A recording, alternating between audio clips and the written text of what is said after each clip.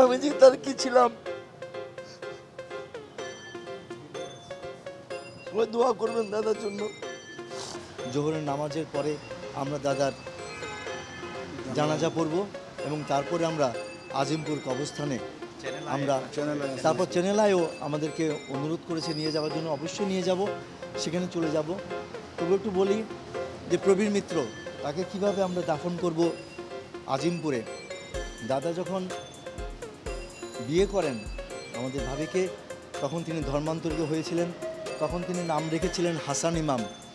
তো সব কিছুর মধ্যেই সেই হাসান ইমাম নামটা আছে, কিন্তু সেটা তো আর আমাদের বাংলার দর্শকরা জানে না যে উনি ইসলাম ধর্ম গ্রহণ করেছিলেন এবং ইসলাম ধর্মেই উনি দীক্ষিত হয়েছিলেন। কিন্তু শুধু অভিনয় করার জন্য উনি প্রবীর মিত্র নামটাকেই রেখেছিলেন, কিন্তু সেটা শুধুমাত্র নামে রয়ে গেছে প্রবীর মিত্র।